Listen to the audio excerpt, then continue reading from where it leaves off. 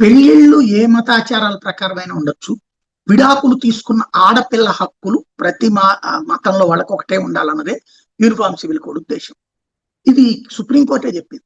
అలాగే పెళ్లిళ్ళు అనేది అన్ని మతాల వాళ్ళకి ఒక్క పెళ్లి చేసుకోవడానికి అనుమతి ఉండాలి తప్పించి మతమాధారంగా మారకూడదు అన్నటువంటిది మరొకటి సుప్రీంకోర్టు చెప్పుకొచ్చింది గతంలో. ఇప్పుడు అదే అమిత్ షా అస్సాంలో చెప్తుంది. యూనిఫామ్ సివిల్ కోడ్ దేశవ్యాప్తంగా అమలు చేయట్లేదు. దానికి కారణం ఏంటంటే గిరిజన ప్రాంతాలు బహుభార్యాలు ఉన్నాయి. ఇప్పటికి కూడా కొన్ని కులాల్లో ఉన్నాయి.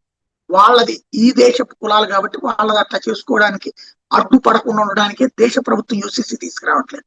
అదే సందర్భంలో బంగ్లాదేశ్, బర్మా, పాకిస్తాన్ నుండి వచ్చి ఇక్కడ 4 పెళ్లిళ్ళు చేసుకుంటూ గిరిజన యువతని దారి మళ్లిస్తున్నటువంటి నేపథ్యంలో ఆయా ప్రాంతాలతో పాటుగా ఎక్కడైతే ఇట్లాంటి 4 పెళ్లిళ్ళు జరుగుతున్నాయి అక్కడ కంట్రోల్ చేసే ప్రయత్నం అక్కడ యూసీసీ తీసుకొస్తున్నాడు.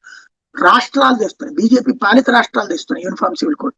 ఇప్పుడు అస్సాంలో యూనిఫామ్ సివిల్ కోడ్ తెస్తామన్నటువంటిది తాజాగా అమిత్ షా ఇస్తున్నటువంటి హామీ.